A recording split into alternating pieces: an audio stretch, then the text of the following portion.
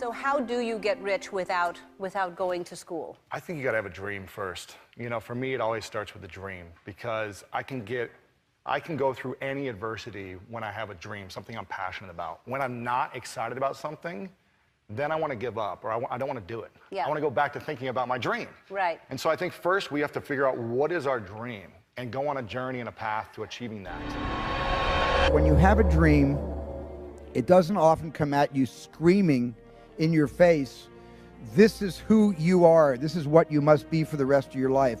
Sometimes a dream almost whispers.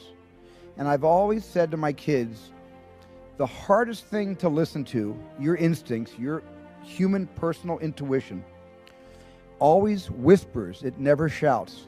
Very hard to hear. So you have to, every day of your lives, be ready to hear what whispers in your ear. It very rarely shouts.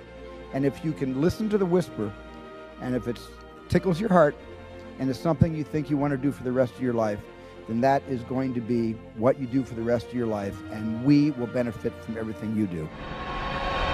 Everything you people have told me, I didn't have the technology, I didn't have the right contacts, I didn't have the time, I didn't have money. Everything you've told me, I didn't have enough Supreme Court justices, those are resources.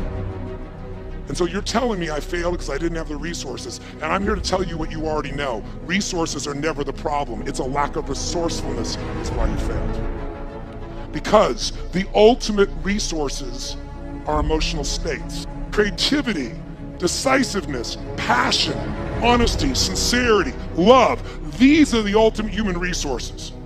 And when you engage these resources, you can get any other resource on earth. Resourcefulness is the ultimate resource. And if you don't have what you want, stop telling yourself a story because you don't have the money, you don't have the time. That's bullshit. It's because you haven't committed yourself where you would burn your boats. If you want to take the fucking island, burn your fucking boats, and you will take the island, because people, when they're going to either die or succeed, tend to succeed. The biggest poison in us is regret. It's poison. And I push so hard, and will, through my vehicle, which isn't meditation, which isn't health and wellness, which isn't nonprofit. My vehicle's business. I can't help it. It's what I love. I love building businesses. I love competing with you. I want to beat you. I love that game. But through that vehicle, I will always push a lack of regret and awareness to how good it really is. You're more than welcome to tell me about how bad it is or why you can't, because, or what, but it's just not true. Because if anybody ever did it, then you can too. Stop making excuses. Stop complaining. Nobody's listening. They may pretend they're listening. The market doesn't care. What you need to do is make one person happy, you. Then you can make everybody else happy. You know why I like making people happy? Because I'm already happy. And so I implore you to take this last little rant and really look at your fucking face and understand, are you doing the things that are putting you in a position to succeed?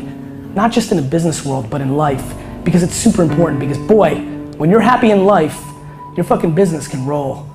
And so I'm just trying to figure it out. And I've been trying to figure it out in front of you for the last 7, 8 years. Trying to figure out the unlocks, EQ, IQ, self-awareness, hustle. I don't know what they are. You know why? Because like I told my man, it's 330 different unlocks. And so I'll go to all of them. They're all tried and true. And one might hit you. Yeah, it was hard work because I'm actually lazy. I talk a good game, but I'm full of shit.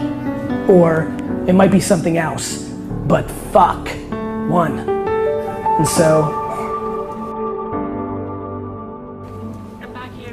you decided to sit? You're into this, right? It's good, right? This is some good shit. You're gonna remember this? I do. Good. One fucking life. One life, my friends, one time. And honestly, I'll leave you with this because a lot of you need it. How you make your money is more important than how much you make. You know, as we come to the end of this phase of our life, we find ourselves trying to remember the good times and trying to forget the bad times. And we find ourselves thinking about the future. We start to worry, thinking, what am I going to do? Where am I going to be in 10 years?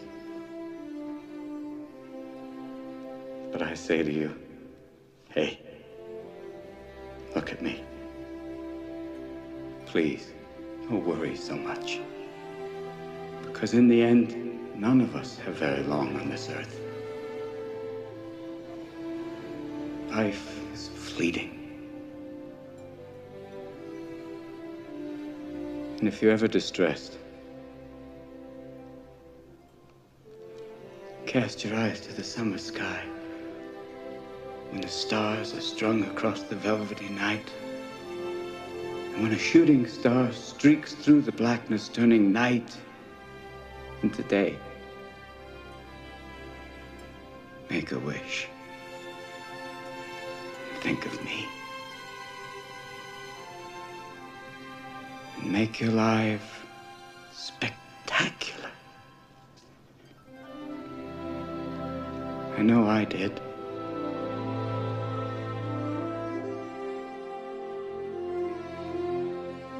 I have yet to give a speech or have a meeting where somebody doesn't ask me the millennial question. What's the millennial question? Apparently, millennials as a generation, which is a group of people who were born approximately 1984 and after, are tough to manage. And they're accused of being entitled and narcissistic and self-interested, unfocused, lazy. But entitled is the big one.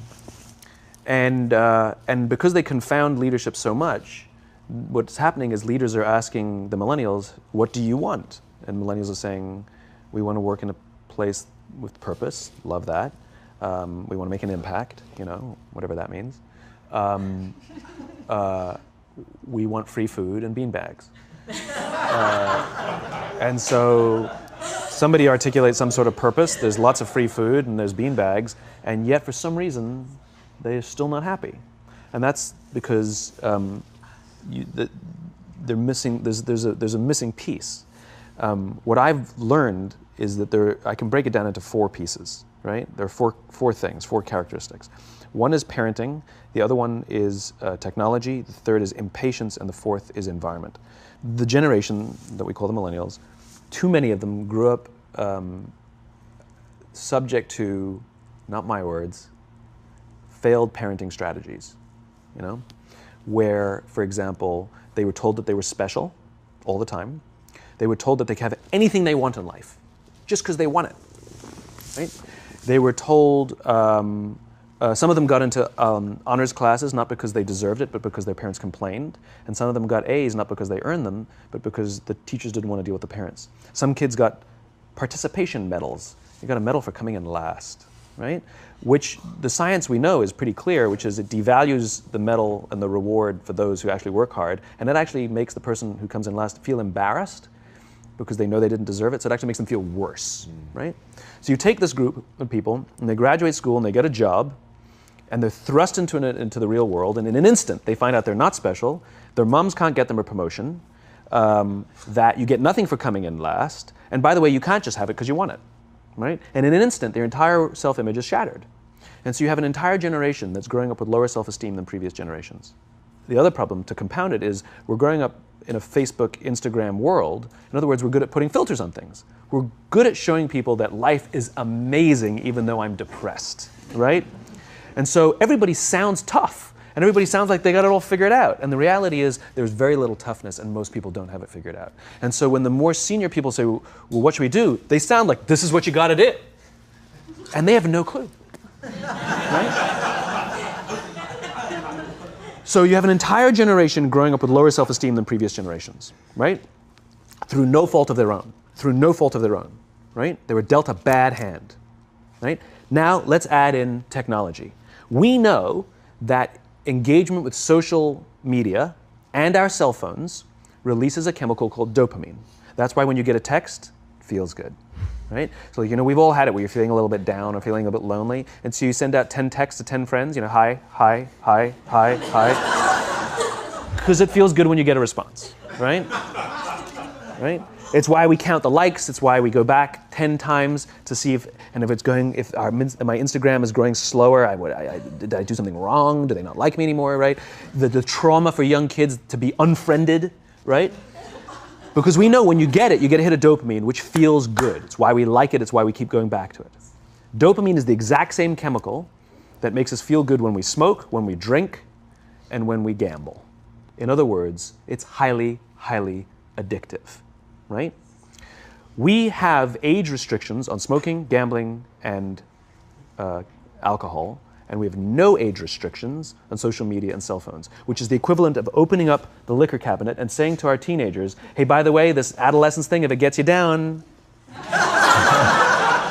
But that's basically what's happening. That's basically what's happening, right? That's basically what happened. You have an entire generation that has access to an addictive, numbing chemical called dopamine through social media and cell phones as they're going through the high stress of adolescence. Why is this important? Almost every alcoholic discovered alcohol when they were teenagers. When we're very, very young, the only approval we need is the approval of our parents. And as we go through adolescence, we make this transition where we now need the approval of our peers. Very frustrating for our parents, very important for us. It allows us to acculturate outside of our immediate families into the broader tribe, right? It's a highly, highly stressful and anxious period of our lives, and we're supposed to learn to rely on our friends. Some people, quite by accident, discover alcohol and numbing effects of dopamine to help them cope with the stresses and anxieties of adolescence. Unfortunately, that becomes hardwired in their brains, and for the rest of their lives, when they suffer significant stress, they will not turn to a person, they will turn to the bottle. Social stress, financial stress, career stress, that's pretty much the primary reasons why an alcoholic drinks, right? What's happening is because we're allowing unfettered access to these dopamine-producing devices and media, basically it's becoming hardwired, and what we're seeing is as they grow older, too many kids don't know how to form deep, meaningful relationships. Their words, not mine. They will admit that many of their friendships are superficial.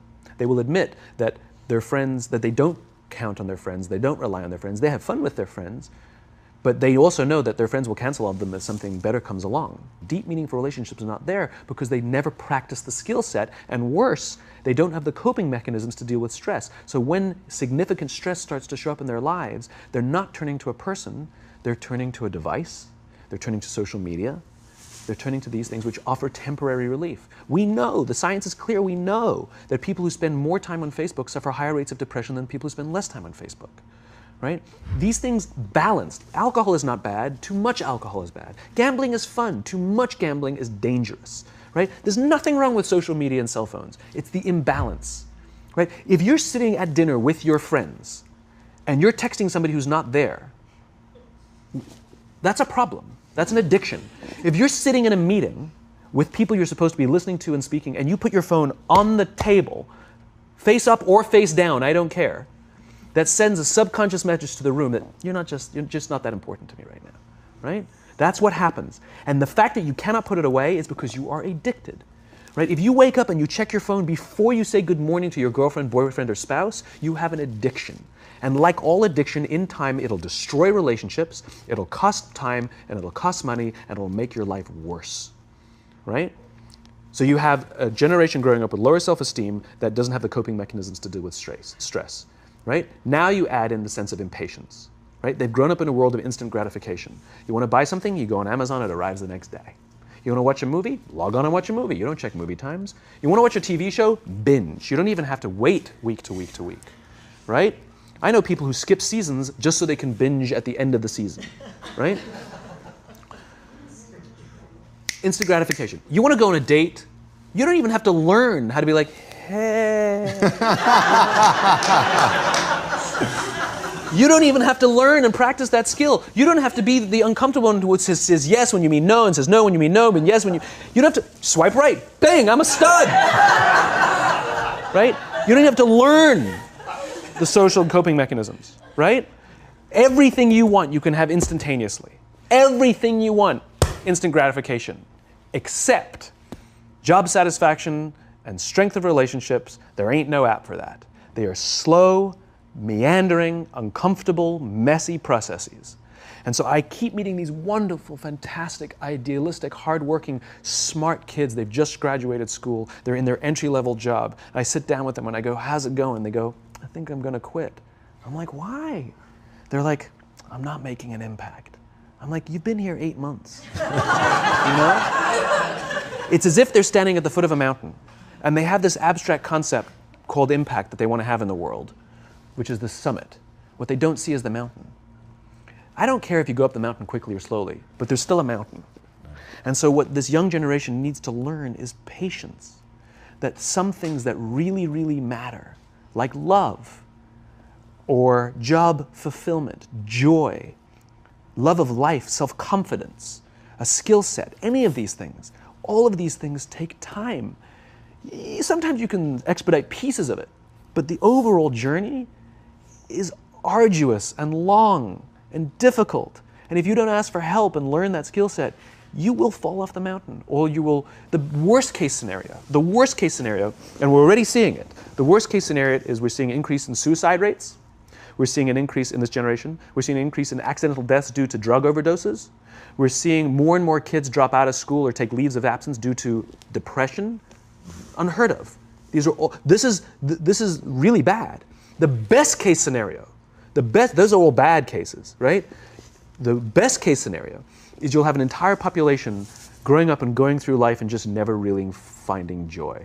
They'll never really find deep fulfillment in work or in life. They'll just waft through life and it'll be just, it's fine. How's your job? It's fine. It's the same as yesterday. How's your relationship? It's fine. Like that's the best case scenario. Which leads me to the fourth point, which is environment, which is we're taking this amazing group of young, fantastic kids who were just dealt a bad hand. It's no fault of their own. And we put them in corporate environments that care more about the numbers than they do about the kids. They care more about the short-term gains than the long-term life of this young human being. We care more about the year than the lifetime, right? And so we are putting them in corporate environments that aren't helping them build their confidence, that aren't helping them learn the skills of cooperation, that aren't helping them overcome the challenges of a digital world and finding more balance, that isn't helping them overcome the need to have instant gratification and teach them the joys and impact and the fulfillment you get from working hard on something for a long time that cannot be done in a month or even in a year. And so we're thrusting to them in corporate environments, and the worst part about it is they think it's them. They blame themselves. They think it's them who can't deal. And so it makes it all worse. It's not. I'm here to tell them it's not them. It's the corporations, it's the corporate environments, it's the total lack of good leadership in our world today that is making them feel the way they do. They were dealt a bad hand, and I hate to say it, but it's the company's responsibility. Sucks to be you, like we have no choice, right? This is what we got, and I wish that society and their parents did a better job. They didn't. So we're getting them in our companies, and we now have to pick up the slack. We have to work extra hard to figure out the ways that we build their confidence. We have to work extra hard to find ways to teach them the social skills that they're missing out on. There should be no cell phones in conference rooms. None. Zero.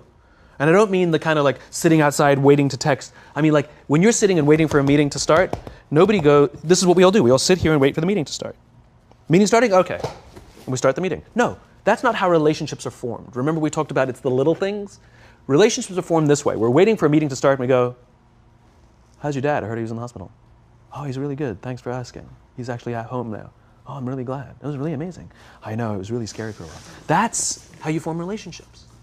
Hey, did you ever get that report done? Oh my God, no, I didn't. I'll help you out. Can I help you out with that? Really? That's how trust forms. Trust doesn't form at an event in a day. Even bad times don't form trust immediately. It's the slow, steady consistency.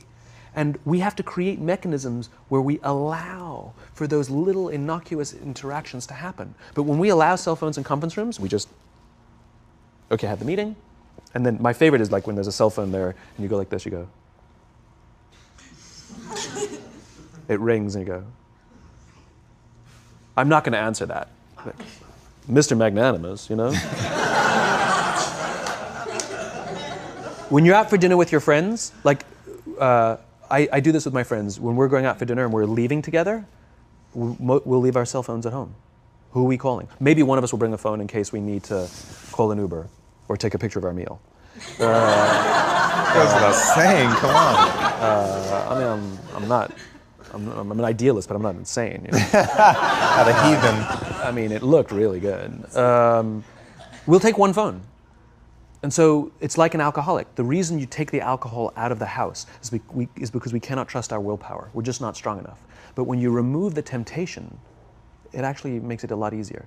And so when you just say, don't check your phone, people literally will go like this. And somebody will go to the bathroom, and what's the first thing we do? Grab the phone. Because I wouldn't want to look around the restaurant for a minute and a half, you know? But if you don't have the phone, you just kind of enjoy the world. And that's where ideas happen. The constant engagement is not where you have innovation and ideas. Ideas happen when our minds wander and we go, and you see something, I bet they could do that. That's called innovation, right? But we're taking away all those little moments, right? You should not, and none of us should charge our phones by our beds. We should be charging our phones in the living rooms, right? Remove the temptation. You wake up in the middle of the night because you can't sleep, you won't check your phone, which makes it worse. But if it's in the living room, it's relaxed, it's fine. But it's my alarm clock. Buy an alarm clock. They cost $8, right? I'll buy you an alarm clock, right? But the point is we now, in industry, whether we like it or not, we don't get a choice. We now have a responsibility to make up the shortfall and to help this amazing, idealistic, fantastic generation build their confidence, learn patience, learn the social skills, find a better balance between life and technology, because quite frankly, it's the right thing to do. Simon, thank you so much pleasure. for coming on. My pleasure. Thanks for having me. Thank you for coming. That was incredible. Absolutely amazing. Where can they find you? It's ironic, isn't it? Well, you can find me on social media. When you're not in the meeting. So yeah, I'm in all the usual places, but I will tell you one thing. So I have a new book coming out in September. It's a thinly veiled plug, but what's You've made them very happy. But what's special about it is I wanted to produce something that no digital format could reproduce. Interesting. And so it's an illustrated quote book. It's beautifully illustrated. I was very sort of pushy about this, that I didn't want the illustrations done on a computer. They were done by hand. There's a song, Aloe Black, the singer, the Grammy-nominated singer. The book is called Together is Better, and he gave me a song that goes with it. And the music is at the back of the book, and it's actually, the lyrics are in his handwriting. It's actually his handwriting. And here's the best part. The book is scented. We scented it with a custom scent made by this amazing company called 1229, and they designed for me the scent of optimism. All right. So you smell the pages, and they smell like optimism, right? And the thing that I love about this is I can't do that in any ebook format. I wanted to create something that you had to physically engage with, and it's designed to be given as a gift. The first page says to, from, because I wanted it to be given as a gift to someone you want to say thank you for inspiring you, or to give to someone you wanted to inspire. It was designed to promote this physical interaction and engaging with the real world. So I'm really proud of it. It's incredible, man. Super unique. Yeah, it's fun. I hope it does smashingly well, as your other books have, and have given so much to people, and it's just really, really been incredible. And what you shared with us today, man, honestly. Thank you. Absolutely wonderful. Appreciate it. Thank you very much. So much. Truly, thank you for having me. If you want to change the world, start off by making your bed. If you make your bed every morning, you will have accomplished the first task of the day. It will give you a small sense of pride, and it will encourage you to do another task, and another, and another.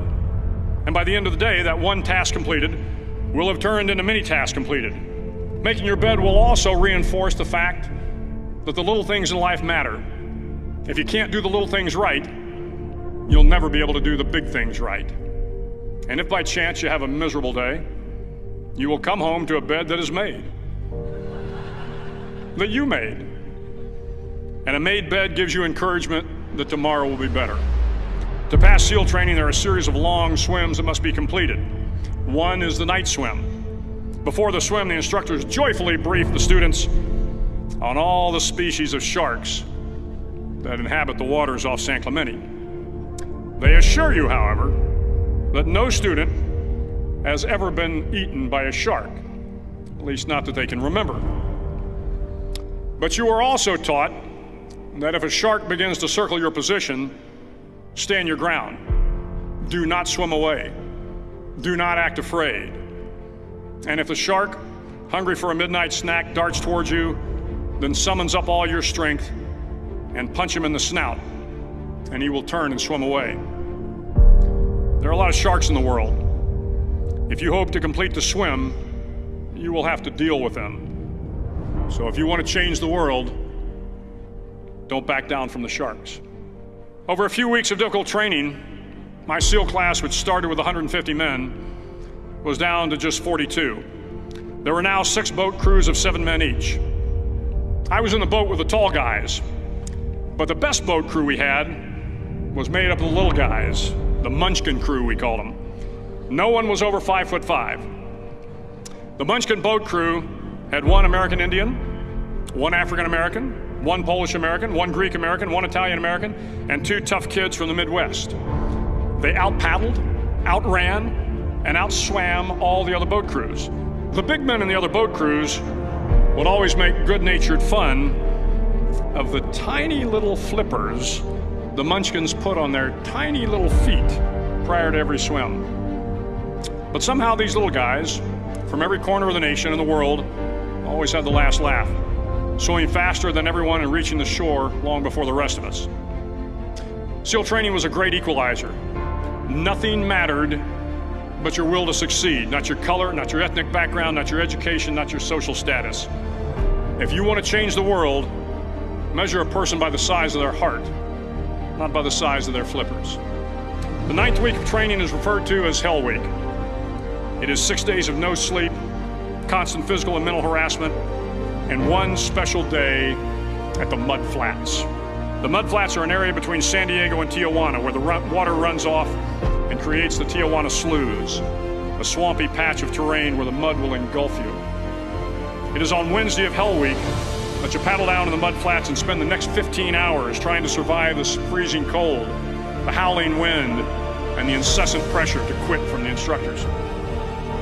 As the sun began to set that Wednesday evening, my training class, having committed some egregious infraction of the rules, was ordered into the mud. The mud consumed each man till there was nothing visible but our heads. The instructors told us we could leave the mud if only 5 men would quit. Only 5 men, just 5 men, and we could get out of the oppressive cold. Looking around the mud flat, it was apparent that some students were about to give up. It was still over 8 hours till the sun came up. 8 more hours of bone-chilling cold. The chattering teeth and the shivering moans of the trainees were so loud, it was hard to hear anything. And then one voice began to echo through the night. One voice raised in song. The song was terribly out of tune, but sung with great enthusiasm. One voice became 2, and 2 became 3, and before long, everyone in the class was singing. The instructors threatened us with more time in the mud if we kept up the singing, but the singing persisted. And somehow the mud seemed a little warmer, and the wind a little tamer, and the dawn not so far away. If I have learned anything in my time traveling the world, it is the power of hope. The power of one person, a Washington, a Lincoln, King, Mandela, and even a young girl from Pakistan, Malala. One person can change the world by giving people hope. So if you want to change the world, start each day with a task completed. Find someone to help you through life. Respect everyone. Know that life is not fair and that you will fail often. But if you take some risks, step up when the times are the toughest, face down the bullies, lift up the downtrodden, and never ever give up.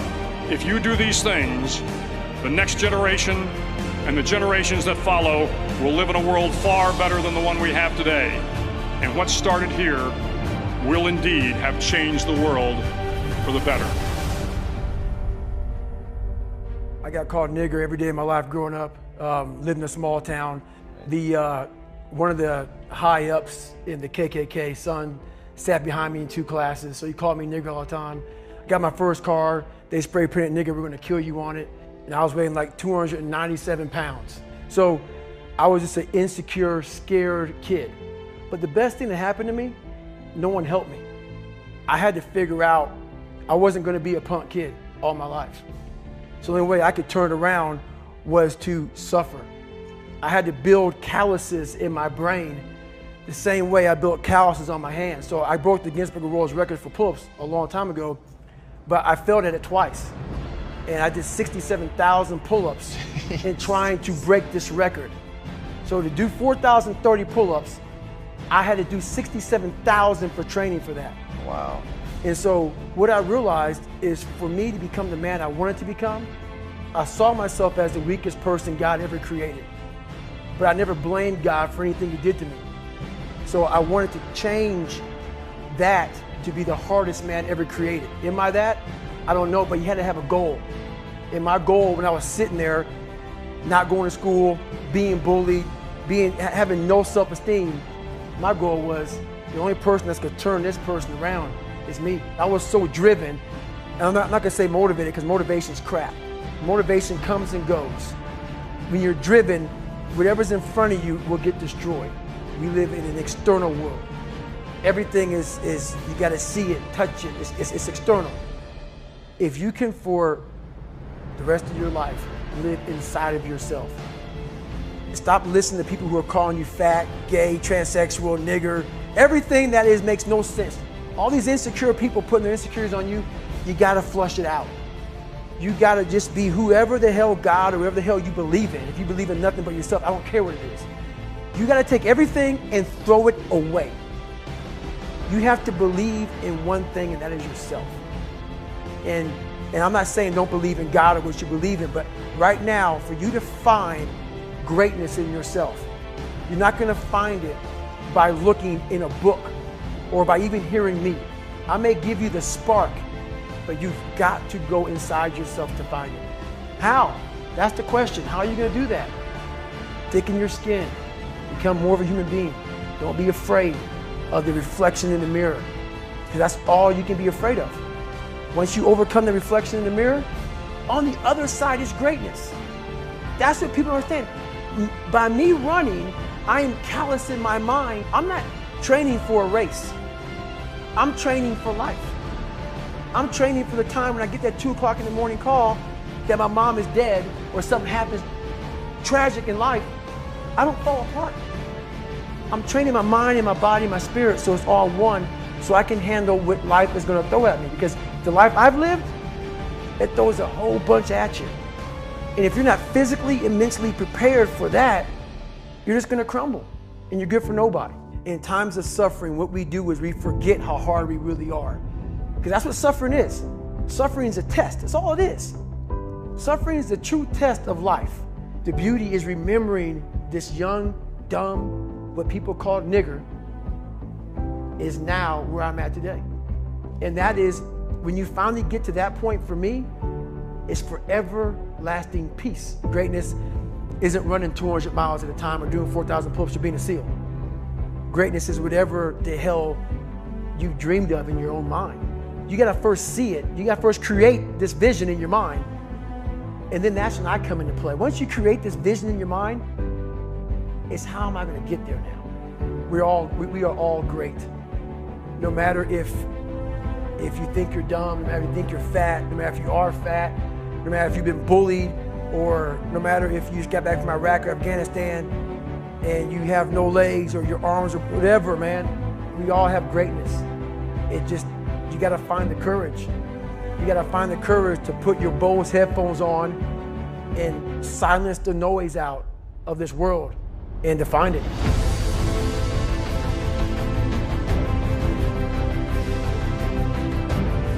I'll never forget standing there in my bedroom. It was dark, it was cold, it was winter in Boston. And for the first time in 3 months, I had beaten my habit of hitting the snooze button. There are so many people in the world, and you know, you may be watching this right now, and you have these incredible ideas, and what you think is missing is motivation. And that's not true. Because the way that our minds are wired, and the fact about human beings, is that we are not designed to do things that are uncomfortable or scary or difficult. Our brains are designed to protect us from those things because our brains are trying to keep us alive. And in order to change, in order to build a business, in order to be the best parent, the best spouse, to do all those things that you know you want to do with your life, with your work, with your dreams, you're going to have to do things that are difficult, uncertain, or scary, which sets up this problem for all of us. You're never going to feel like it. Motivation's garbage. You only feel motivated to do the things that are easy, right? Why do you think that is? Oh, I know exactly why that is. Because I've studied this so much, because for me, one of the hardest things to figure out was, why is it so hard to do the little things that would improve my life? And what I've come to realize, and what we'll talk a lot about today, is that the way that our minds are designed is our minds are designed to stop you at all costs from doing anything that might hurt you. And the way that this all happens is it all starts with something super subtle that none of us ever catch. And that is with this habit that all of us have that nobody's talking about. We all have a habit of hesitating. We have an idea, you're sitting in a meeting, you have this incredible idea, and instead of just, saying it, you stop and you hesitate. Now, what none of us realize is that when you hesitate, just that moment, that micro moment, that small hesitation, it sends a stress signal to your brain. It wakes your brain up, and your brain all of a sudden goes, oh, wait a minute, why is he hesitating? He didn't hesitate when he put on his killer spiky sneakers. He didn't hesitate with the really cool track pants. He didn't hesitate with the NASA t-shirt. Now he's hesitating to talk, something must be up. So then your brain goes to work to protect you. It has a million different ways to protect you. One of them is called the spotlight effect. It's a known phenomenon where your brain magnifies risk. Why? To pull you away from something that it perceives to be a problem. And so you can truly trace every single problem or complaint in your life to silence and hesitation. Those are decisions. And what I do, and what's changed my life, is waking up and realizing that motivation's garbage. I'm never going to feel like doing the things that are tough or difficult or uncertain or scary or new. So I need to stop waiting until I feel like it. And number two, I am one decision away from a totally different marriage, a totally different life, a totally different job, a totally different income, a totally different relationship with my kids. Not like one decision, I'm divorcing you in the marriage example, but one decision on, you could be having a conversation with your spouse and you feel your emotions rise up, and within a tiny window, those emotions can take over and can impact how your marriage goes. Or you can learn how to take control of that micro moment and make a decision to act in a way that actually shifts your marriage. Your life comes down to your decisions, and if you change your decisions, you will change everything. I was 41 years old. I was unemployed. My husband had started a restaurant business, which was his dream. This is actually a funny story. When he got laid off from a big job in high tech, and I think he was really relieved. You know how a lot of us wait to quit our jobs and then we get laid off and we're like, yes. And he said, I'm not going to look for a job. I'm going to go into the restaurant business. And I think I said the most famous lines of our marriage at that point. I looked at him and I said, listen, buddy, inspiration is for strangers. You get your butt back to that job and you pay the mortgage. And again, micro moment where I'm being a jerk instead of being a supportive wife. But that's an example of where, when he said he was not going to go get a job, but he was going to start a business, the first thing that was there was fear. Right. And so fear was making the decision for me. God, I love that you can share that, though. That's so powerful. Well, so what happened is the first restaurant was a home run. And of course, what do you do when things are successful? You grow it. You grow it really big. And so they decided to raise some money. And we threw in our home equity line, the kids' college savings, They tried to open a second and a third, and at the same point, a grocery store chain encouraged them to go into wholesale. So it basically got way too big, way too fast, and the wheels started to come off. And they came off so badly that the second restaurant failed, and they held on to it for too long, like a lot of us do. It's another trick our brains play on us called sunk costs. When you throw a ton of time and a ton of money at something, it's really hard to let go of it. And if you haven't done it in business, we all have a relationship in our past, stayed way too long. That was a trick your brain played on you. So by the time that they closed the second restaurant, it was an $800,000 loss. I mean, that meant our entire home equity line gone. Right. It meant kids' college. I get just choked up just thinking about how terrifying it was.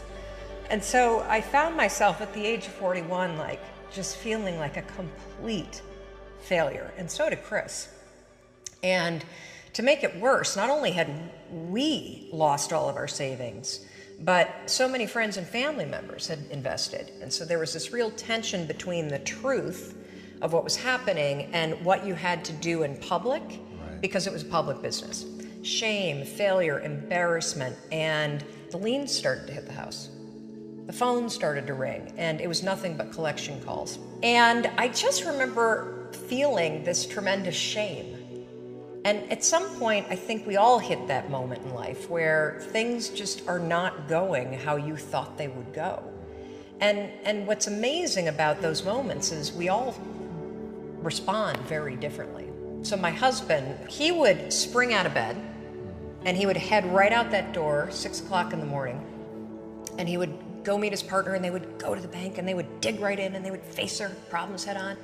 And he's also a smart guy. I mean, he did not want to be in the house when yours truly woke up, because I was a raging bitch at that point in our lives. And the reason why is because when you're scared and you're afraid and you're jealous and you're overwhelmed with emotion, it is so much easier to point the finger at other people. That's a decision, by the way. Sure. One you may not be aware that you're making, but you're still making it. So what would happen to me is the exact opposite. Is Chris would be gone, the alarm would go off at 6 o'clock in the morning, and I would lie there. And I would think about the lien on the house, and I would think about the bankruptcy that we were facing, and I would think about how much we had fought the night before, and I would think about the fact that I was unemployed, and I would hit the snooze button. I mean, why would you get up when your life is like that? Why would you? I mean, I needed confidence, I needed courage. I was so tapped out. And you know, in the scheme of life, hitting the snooze button is not that big of a deal. But here's the thing about life. None of us wake up and say, today is the day I destroy my life. What we do is we kind of check out because it feels overwhelming. Or we check out because we're afraid. Or we check out because we start listening to self-doubt, and then we make these teeny tiny decisions all day long. We don't even realize it. Decision to not get up on time, a decision to not eat the right thing, a decision to snap at your kids, a decision to not speak in a meeting, a decision to not look for a job, a decision to not deal with your finances, a decision to not call your parents, like whatever it is. All day long, these tiny decisions that take you so far off track. And then you wake up like I did, and you look at your life and you think, how the hell did I get here? And more importantly, how do I get back over there? And you have no idea. And so I was so trapped. And I know from your story, you felt the same way. Like you knew that there was more in store for you, but you couldn't figure out, how do you close the gap?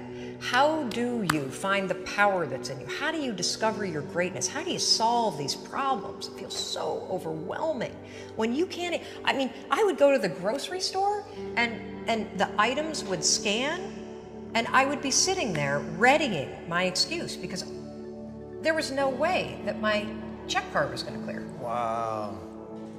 So I got in this struggle with myself that a lot of us find ourselves in, and that is you get trapped in what I call the knowledge action gap.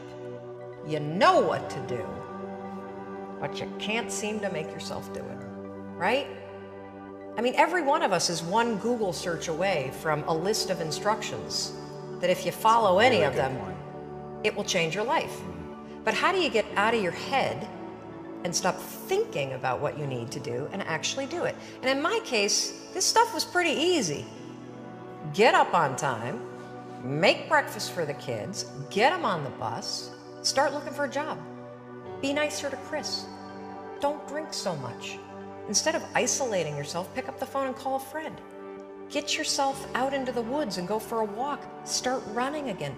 Like all these little things that I was capable of, but I couldn't get out of here. Could not get out of here. And if you're stuck, that's the problem. The problem is you're in your head, you're thinking. That is the universal problem. And it all starts with this knowledge of what to do, and then you hesitate and you think about whether or not you feel like doing it. So for a couple months, I was really stuck. Chris would get up at 6, I'd hit the snooze, and then I'd hit the snooze, and then I'd hit the snooze, the kids would miss the bus. And then every night I'd do the same thing. I'd go in bed. Have you ever had one of those nights? Probably before you started your company, but where you go in bed and you're like, all right, Tom, that's it. Tomorrow, it's the new me. Tomorrow, I'm gonna get up on time. I am gonna go to the gym. I am gonna look for a job. I'm not gonna drink so much. It's gonna be amazing. The new me, the future me. Woo! Let's do this, right? Then you go to bed and you wake up 7 hours later and you're like, I don't feel like the new me. It's the only, that's a stupid, see, motivation's garbage. It's never there when you need it. Ever, ever, ever, ever. And so here's what happened to me, and thank you for wearing the NASA t-shirt. It's a really stupid story. It's a powerful story.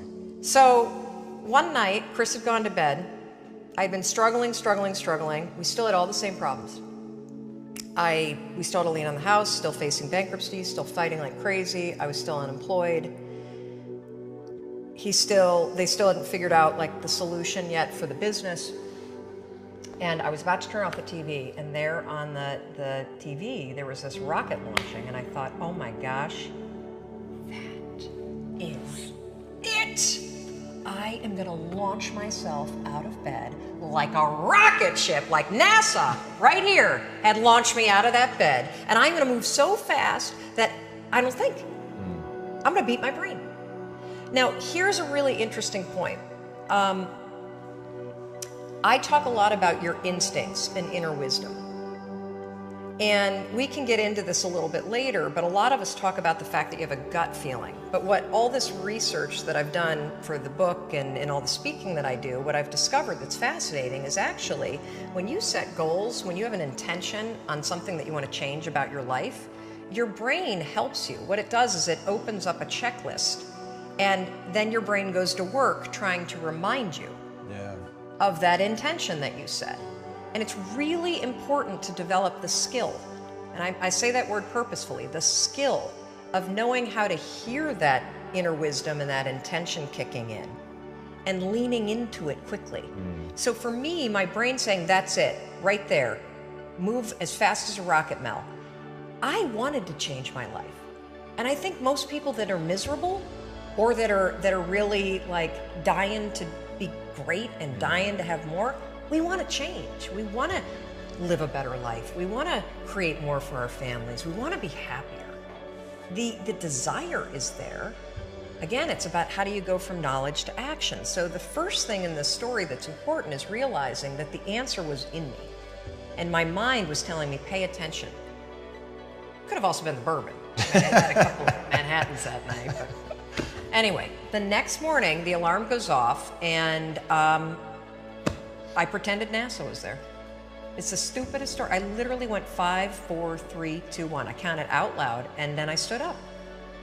And I'll never forget standing there in my bedroom. It was dark, it was cold, it was winter in Boston. And for the first time in 3 months, I had beaten my habit of hitting the snooze button. I couldn't believe it, and I thought, wait a minute. Counting backwards? That is the dumbest thing I've ever heard in my entire life. Well, the next morning I used it again and it worked.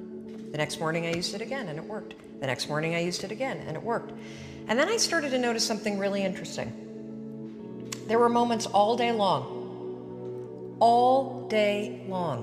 just like that 5-second moment in bed, where I knew, knowledge, what I should do. And if I didn't move within 5 seconds, my brain would step in and talk me out of it. Every human being has a 5-second window, might even be shorter for you. You have about a 5-second window in which you can move from idea to action before your brain kicks into full gear and sabotages any change in behavior. Because remember, your brain is wired to stop you from doing things that are uncomfortable or uncertain or scary.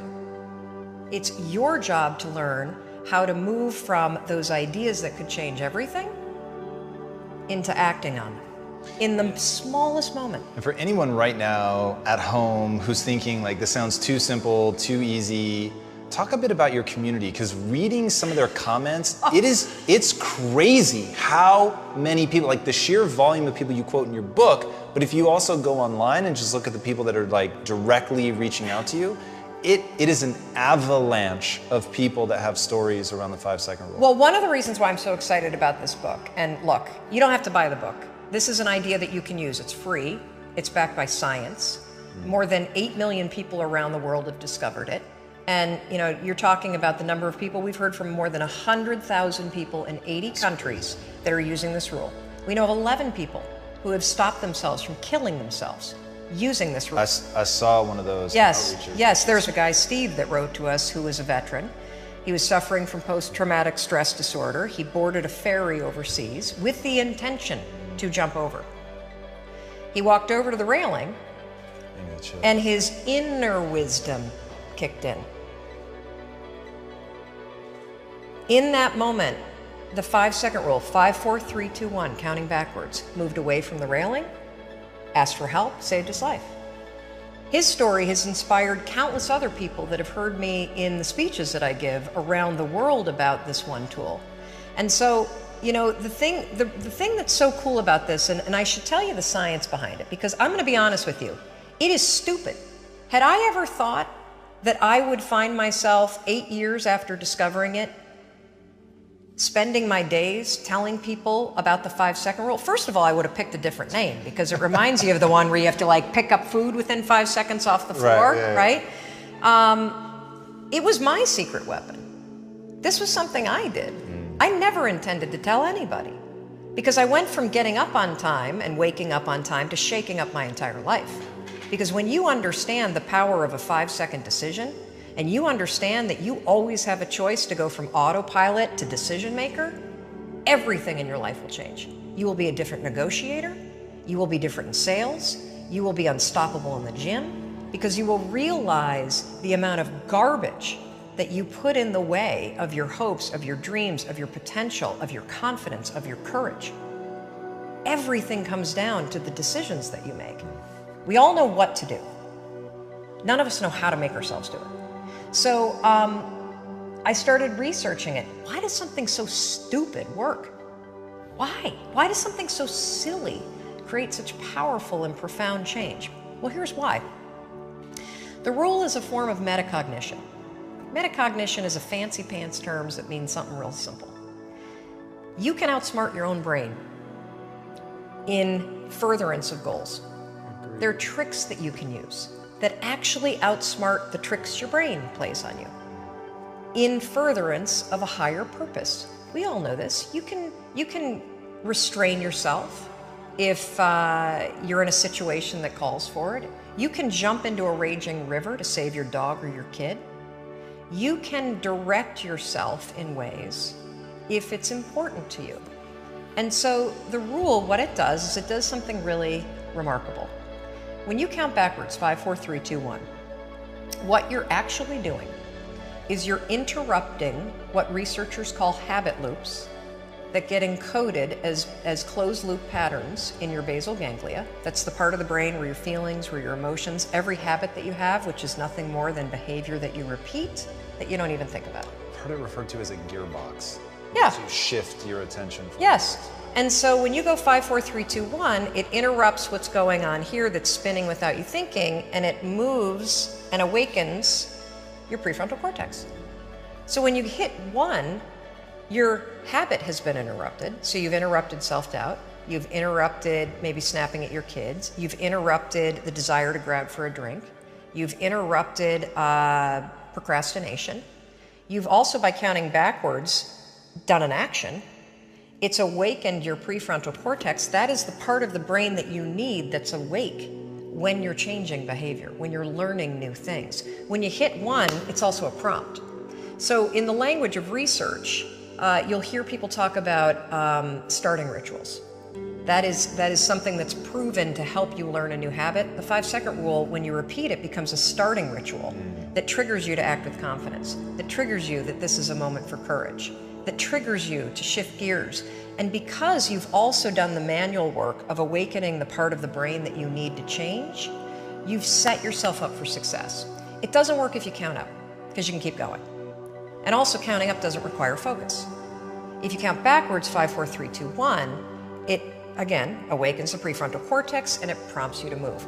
When you start to use it and then you read about it, you'll see that it's being used all over the place. They use it in the armed services in order to align troops and get them to start an exercise. They use it at elementary schools, 5, 4, 3, 2, 1, at big assemblies to get a huge room full of kids to stop talking. Really simple and interesting example, yeah.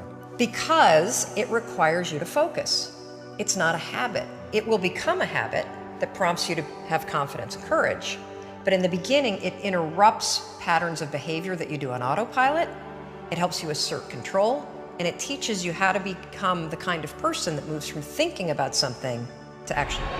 I've had my shares of ups and downs. I've had many struggles. I've had blood clots in both my lungs at the same time, and I lived through tragedies and controversies, and people looked down on me, put me down because I didn't look like them. I look stronger. I've had people look past me because of the color of my skin. I've had people overlook me because I was a woman. I had critics say I will never win another Grand Slam when I was only at number 7, and now here I stand today with 21 Grand Slam titles, and I'm still going. And I cannot help but think of my favorite poet, Maya Angelou, and she has this poem called "And Still I Rise." So here it goes. You may write me down in history with your bitter, twisted lies. You may trod me with the very dirt, but still, like dust, I rise. Just like moon and suns with the certainty of tides, just like hopes and springing high, still I rise. Did you want to see me broken? Bowed head and lowered eyes, shoulders falling like teardrops weakened by my soulful cries. Out of the huts of history's shame, I rise. From a past that's rooted in pain, I rise. Into the daybreak that's wonderfully clear, I rise. Bringing the gifts that my ancestors gave, I rise. I am the dream and the hope of a slave, I rise, I rise, I rise. Your need for acceptance can make you invisible in this world. Like many of you, I was concerned about going out into the world and doing something bigger than myself, until someone smarter than myself made me realize that there is nothing bigger than myself. Don't let anything stand in the way of the light that shines through this form. Risk being seen in all of your glory. Our eyes are not viewers, they are also projectors that are running a second story over the picture that we see in front of us all the time. Fear is writing that script, and the working title is "I'll Never Be Enough." Spend your whole life imagining ghosts, worrying about the pathway to the future, but all there will ever be is what's happening here, and the decisions we make in this moment, which are based in either love or fear. So many of us choose our path out of fear disguised as practicality. What we really want seems impossibly out of reach and ridiculous to expect, so we never dare to ask the universe for it. I'm saying I'm the proof that you can ask the universe for it. I realized one night in LA that the purpose of my life had always been to free people from concern, just like my dad. I did something that made people present their best selves to me wherever I go. How will you serve the world? What do they need that your talent can provide? That's all you have to figure out. I can tell you from experience, the effect you have on others is the most valuable currency there is. That you can fail at what you don't want, so you might as well take a chance on doing what you love. Relax and dream up a good life. This is the most important and crucial period of your lives, for what you do now and what you decide now at this age may well determine which way your life shall go. And the question is whether you have a proper, a solid, and a sound blueprint. And I want to suggest some of the things that should be in your life's blueprint. Number one, in your life's blueprint should be a deep belief in your own dignity, your own worth, and your own somebodyness. Don't allow anybody to make you feel that you are nobody. Always feel that you count. Always feel that you have worth. And always feel that your life has ultimate significance. Secondly, in your life's blueprint, you must have, as a basic principle, the determination to achieve excellence in your various fields of endeavor. You're going to be deciding as the days and the years unfold what you will do in life, what your life's work will be. And once you discover what it will be, set out to do it and to do it well. Be a bush if you can't be a tree. If you can't be a highway, just be a trail. If you can't be the sun, be a star. For it isn't by size that you win or you fail. Be the best of whatever you are. Finally, in your life's blueprint must be a commitment to the eternal principles of beauty, love, and justice. Well, life for none of us has been a crystal stair, but we must keep moving. We must keep going. If you can't fly, run. If you can't run, walk. If you can't walk, crawl, but by all means, keep moving.